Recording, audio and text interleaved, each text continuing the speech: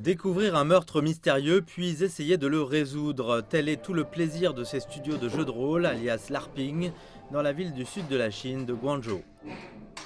La deuxième dame avait cette seringue dans sa chambre. Je suppose qu'elle voulait empoisonner son mari. Et la bouteille est vide. Il n'y a plus rien à l'intérieur. Elle a dû empoisonner son mari. Je pense que c'est la meurtrière. Les participants ont non seulement le frisson d'être Sherlock Holmes, mais aussi la chance de découvrir l'histoire d'un personnage différent en 4 à 7 heures. Un bon moyen d'échapper à la monotonie de la vie quotidienne. Et le décor, les accessoires ainsi que les costumes et même la coiffure leur permettent de s'impliquer davantage. Nous avons mis les costumes et nous avons fait nos chevaux. Ensuite, nous avons fait l'expérience d'une petite première partie, ce qui nous a aidé à planter le décor. Participer à ces jeux m'aide à prendre une pause de stress quotidien. Je peux être une personne totalement différente dans le jeu. J'aime agir et raisonner. Se disputer entre nous au cours d'un jeu est amusant.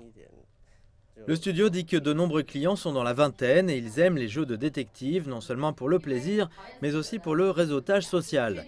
Ils ont eu un flux régulier de clients depuis qu'ils ont ouvert, avec certains qui viennent même 3 à 4 fois par semaine. En conséquence, le studio, qui avait un établissement en 2017, en a 4 désormais.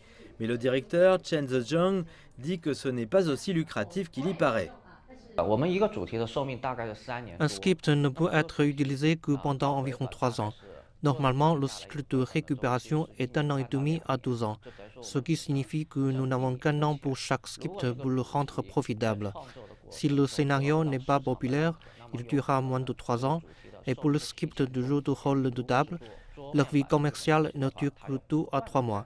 Nous devons donc acheter des scripts tous les mois. Nous devons mettre de côté 10 ou 15 000 yuan chaque mois pour le script. Malgré les dépenses élevées pour la location et l'achat de scripts, Chen a encore des raisons d'être optimiste. Les données du Meituan Research Institute montrent que la valeur marchande du LARPing a dépassé les 10 milliards de yuan, soit 1,5 milliard de dollars en 2019. C'est 2 fois plus qu'en 2018.